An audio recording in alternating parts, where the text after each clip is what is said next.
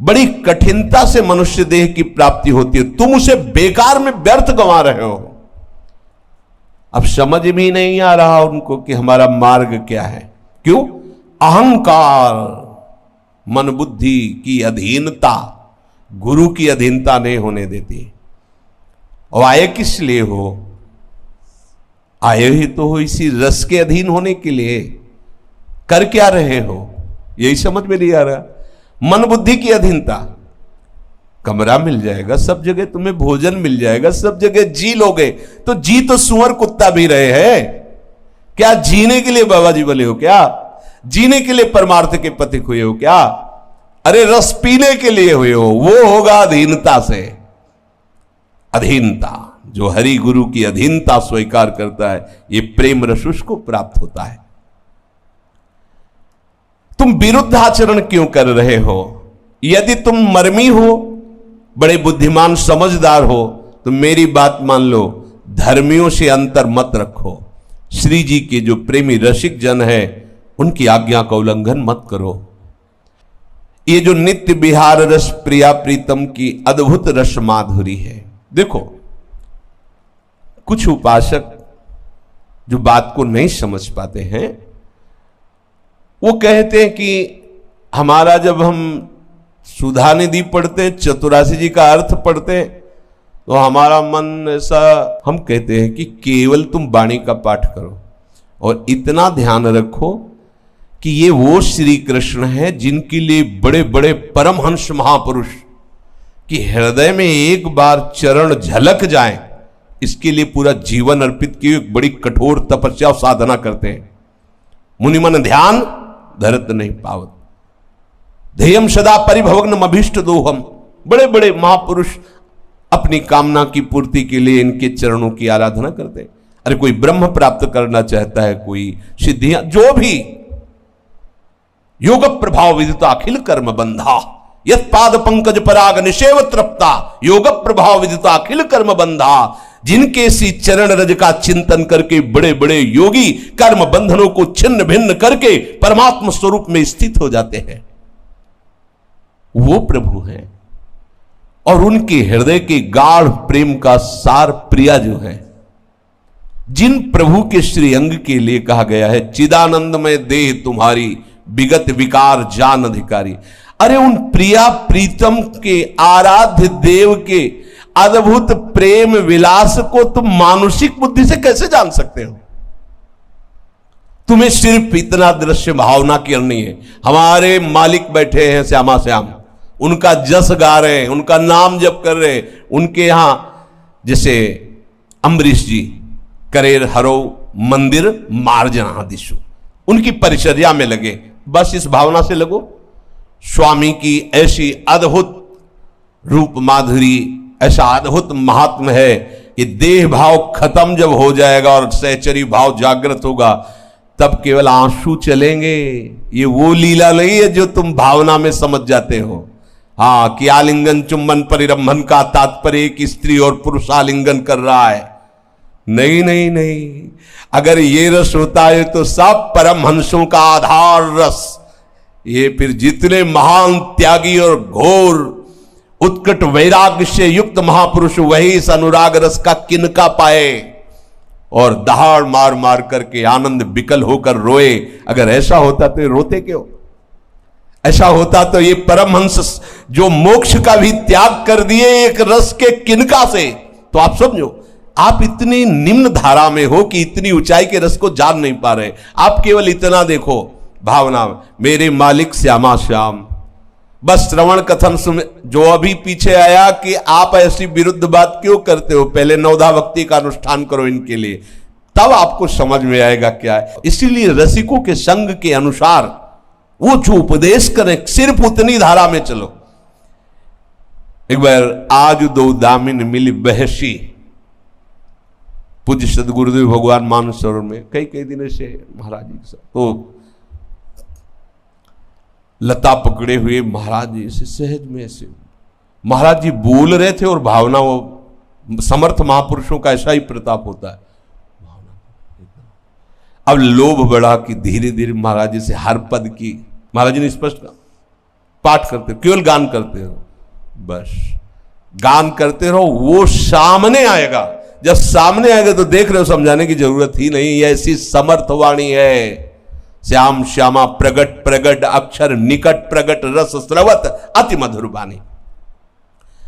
श्री प्रिया प्रीतम के इस प्रेम रस धर्म के जो सिद्धांत है, आदेश है, तुमको चाहिए कि उसका अक्षरशः पालन करो। पहला, धर्मियों का संग सबसे बड़ी साधना है, सबसे बड़ी वस्तु है, यह समझना ही होगा। वही कृपा करें। और बस एक बात पकड़ ले कि आपके बिना मेरा अस्तित्व नहीं। हम वायु के बिना जैसे जी नहीं सकते, ऐसे गुरुदेव के बिना जी नहीं सकते, मेरा अस्तित्व नहीं। बस लाडली जी की कृपा से इतने इतने बड़े रोड़े आए, पर एक बात रही कि कुछ भी हो, अगर गुरुदेव नहीं तो जीवन नहीं, क्या अस्तित्व। बस इस बात ने हमें जिता लिया। जैसे वो कुम्हार नहीं, मिट्टी में एक भी रोड़ा अगर रहेगा तो मटकी बनने के बाद वहीं से लीक करेगी, ध्यान रखना। अगर सरसों के दाने भर की मिट्टी में कड़ाई हो और पूरी मिट्टी फिट हो और उसका घड़ा का आकार दे दिया जाए, तो जब वो सूखेगी तो वहीं से पानी लीक करेगा। ऐसे ही जब ये रस का रसास्वादन कराने के लिए रसिक जन देखते हैं, तो अगर थोड़ा भी देहाभिमान, थोड़ा भी कर्तत्वाभिमान है, तो वहीं से रस लीक कर जाएगा। फिर चलनी में गैया दुहे और दोष दैव को दे, एकदम मरो। माथा रख दिया ओखली में, अब मूसर क्या गिनना। जब ओखली में माथा रख दिया तो मूसर क्या गिनना।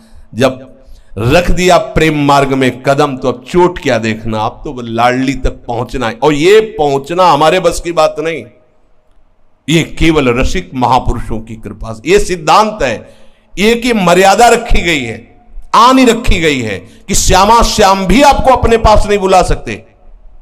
वो आकर्षण करके शरणागत दिलाए, पर जब तक रसिक जन पास नहीं करेंगे तब तक आप श्री जी तक नहीं पहुंच सकते। ये सिद्धांत है। सांसारिक सुखों की बात क्या, मोक्ष सुख और स्वर्ग सुख भी रसिकों के एक क्षण की बराबरी नहीं कर सकते। जब काफी समय व्यतीत हो गया, महाराज जी से कहा कि महाराज जी आपसे सही बात कहते हैं, हम जब आपकी सेवा और ये सब करके जाते हैं तो हम योग वाशिष्ठ पढ़ते हैं, तब हमें कुछ शांति मिलती है।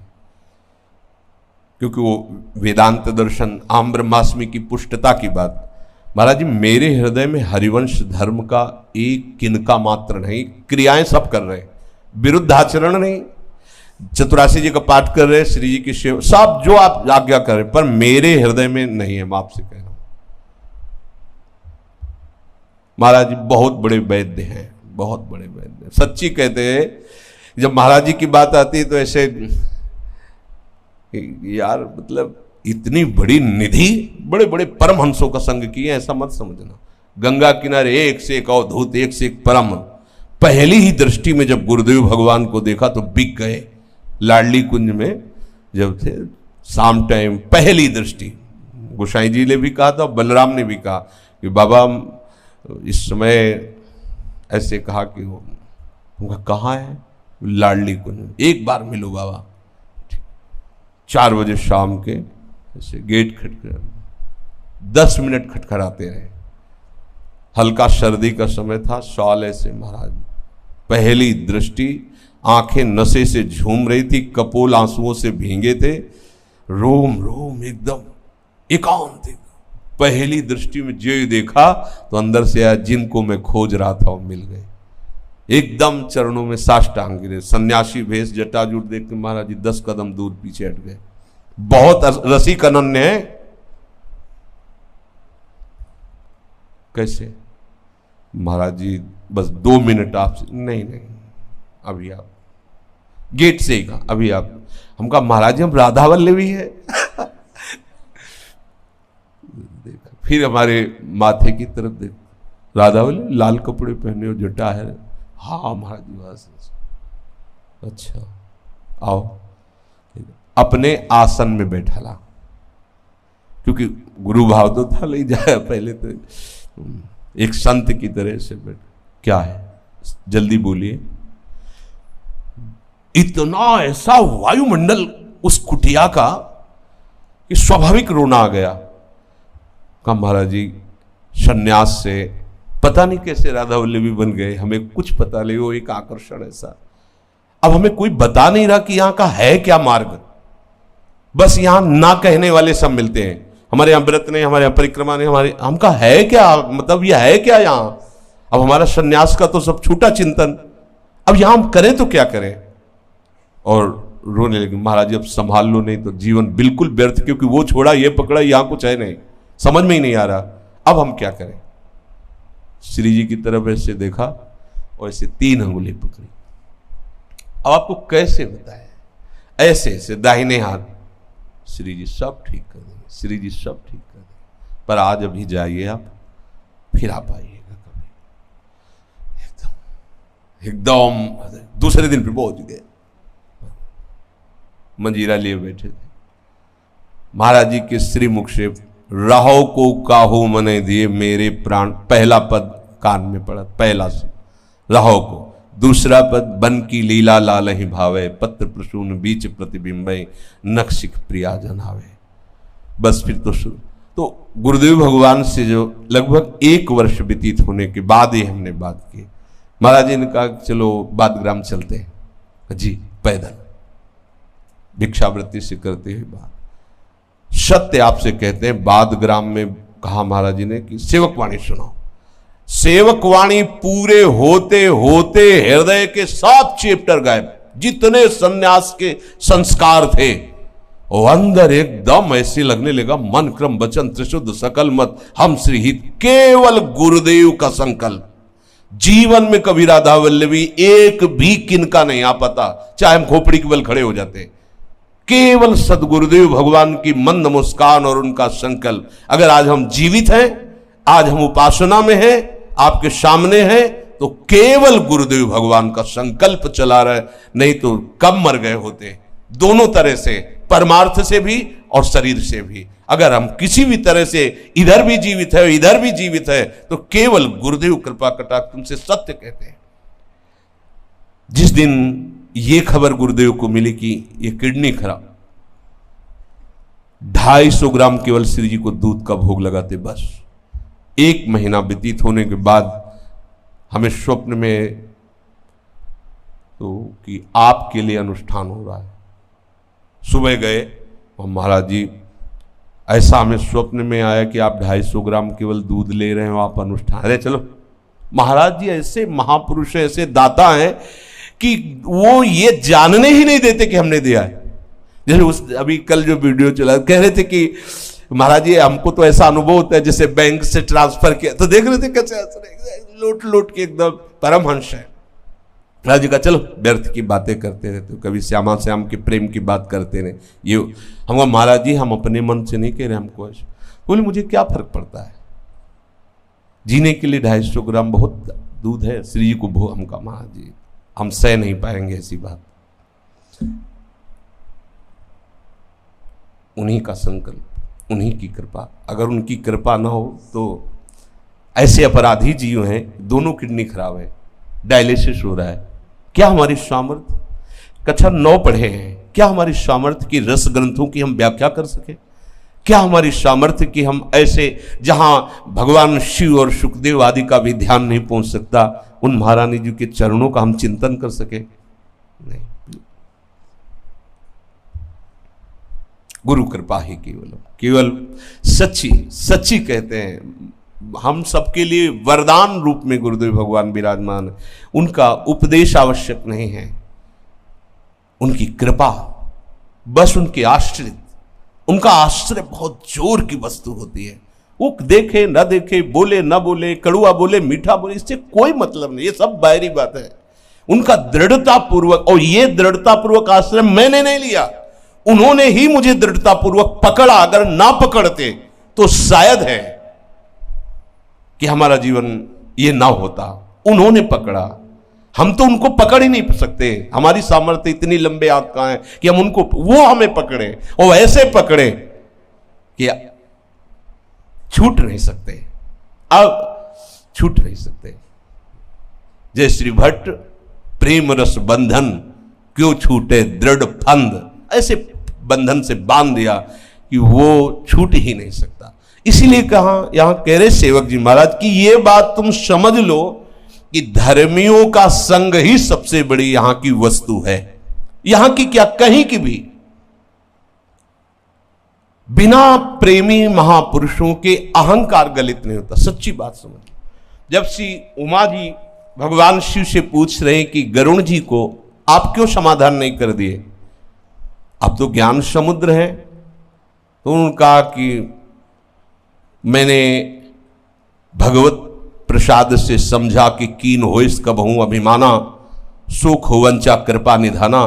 तो जाओ महाभागवत काकभूषण जी की शरण में जाओ, तब तुम्हारा, क्योंकि बहुत बड़े हो ना, भगवान के वाहन और काक, वहां बैठोगे तो वहां का प्रभाव ही ऐसा है कि तुम्हारा अहंकार गलित हो जाएगा। बिना रसिकों के ये बात हो ही नहीं सकती। ये अहंकार बहुत सूक्ष्म होता है, ये गलित ही होता है इनकी कृपा कोर से। जब ये भीनी दृष्टि से देखते हैं तो अहंकार मिटिया मिट, सच्ची बताते हैं, निहाल कर दिया। गुरु कृपा क्या होती है ये तो वही केवल जान सकता है जो केवल गुरु कृपा के आश्रित है। सर्वेषु साधन वरे चिरम निराशा, केवल गुरु कृपा। ये जो प्रेम धर्म है, यदि तुम इसे पालन करना चाहते हो तो समझ लो कि रसिकों का संग सबसे बड़ी वस्तु है। सांसारिक सुखों की बात क्या, स्वर्ग सुख की बात क्या, मोक्ष सुख भी रसिकों के संग की बराबरी नहीं कर सकता। अपनर्भव स्वर्ग जो ना ही बराबर, तो सुख मर्त कहो कबते। कहो काहे प्रमाण बचन विशारत, प्रेमी अनन्य भय जबते। तब श्री हरिवंश जो कही कृपा करी सांचो प्रबोध सुने अबते। श्री हरिवंश जो कही श्याम श्यामा पद कमल संग शिर नायो, तेन वचन मानत गुरुद्रोही निस्दिन करता अपनो भायो। यदि तुम प्रियालाल के शरणागत हो, नित्य विहार भजन के उपासक हो, तो तुम प्रेमी अनन्य बनो। तुम प्रेमी अनन्य की सभा में, प्रेमी अनन्य के मार्ग में, और अपने आचार्य के वचनों को तुम प्रमाणित नहीं मान रहे, उनके वचनों को तुम क्यों भुला रहे हो? हरिवंश चंद्रजू ने इस धर्म की प्राप्ति का उपाय बताया है श्याम श्यामा के प्रेमी जन, जो श्याम श्यामा के चरणों के अनुरागी जन है, उनके चरणों में अनुराग करने को कहा, जो व्यास हरिराम व्यास जी को उपदेश किया। तो जब उन्होंने कृपा करके रहस्य खोल दिया है इस प्रेम धर्म की प्राप्ति का, तो तुम उनके वचनों को क्यों नहीं मानते? तुम गुरुद्रोही क्यों बन रहे हो? जो गुरुद्रोही होता है वो अपने गुरु की आज्ञा का उल्लंघन करता है। जो मन को अच्छा लगता है वही वो करता है, जो गुरु को अच्छा लगता है वो नहीं करता। रात दिन ऐसे लोग जो मनमानी आचरण में फंसे हुए हैं, वो व्यर्थ में समय नष्ट कर रहे, वो गुरुद्रोही है। यदि तुम इस प्रेम धर्म के अनुयायी हो तो तुम अपने आचार्य और गुरुदेव की आज्ञा पालन करके अनन्य धर्मावलंबी बनो। रसिक अनन्य महापुरुषों को छोड़ करके, और इसका साइड इफेक्ट भी देखा है। ये धाम में जब थे, कोई 20 वर्ष इस मार्ग के पथिक होने के बाद प्रसाद दिए, तो अन्न है, आज तो अमुक व्रत है, ऐसा। आप तो बहुत पुराने। बोले नहीं, वो दिल्ली में कथा हुई थी किसी महापुरुष की, वो कह रहे थे कि अमुक तिथि को अगर अन्न खाया जाए तो ऐसे से वो नरकगामी होता है। तो हम तो नरक नहीं, हाँ आप स्वर्ग की यात्रा की तैयारी करो, हमें नहीं चाहिए स्वर्ग। नरक स्वर्ग अपवर्ग आस नहीं त्रास है, ये मार्ग ऐसा नहीं। परमार्थ व्यवहार बनो कि ना बनो, जय लाडली की। यत्र यत्र मम जन्म कर्म भिन्न नारके परमे पदे थे, ये प्रीति है। प्रीति न काहू की कानि विचारे, मार्ग अपमार्ग विथिकित मन को अनुसरत निवारे। प्रेम कोई खेल खिलवाड़ नहीं है, प्रेम में प्राणों की बाजी लगाई जाती है। नरक स्वर्ग अपवर्ग की आस त्रास किंचन मात्र प्रेमी को नहीं सताती। न लाज तीन लोकन की, न वेद को कहो करे, न शंख भूत प्रेत की, न देव जच्छते डरे। सुने न कान और की, दृश्य न और इच्छना। कैसे सुन लिया? जो लोग नित्य विहार रस के शरणागत होकर एक सा प्रेम सबसे करते हैं। देखो, बहुत सूक्ष्म बात है, इसको समझना पड़ेगा। एक जगह आदेश करते हैं, सब जीवन सो प्रीति समान, सब जीवन सो प्रीति। ठीक उसी के आगे शब्द, रीत निवाहतापनी, श्रवण कथन परतीति। ये रीत निवाहतापनी, पर प्रीति किसी को भी वस्त्र, भोजन, सेवा, आदर, सम्मान, प्रणाम, वो चाहे कुत्ता ही क्यों न हो, हमारे लिए वो सेव्य है, क्योंकि सर्वान्वस्ततः निरीक्षित। जहां जैसा मेरे राधा वल्लभ लाल का ही सब विलास चल रहा है। पर रीति निवाहतापनी किसकी? श्रवण कथन परतीति। विश्वास हो श्रवण कथन परतीति में रसिकों के संग का, हमारी रीति का हृदय में जरूर स्मरण बना रहे शरणागतों को, नहीं तो चूक हो जाएगी, आगे नहीं बढ़ पाओगे।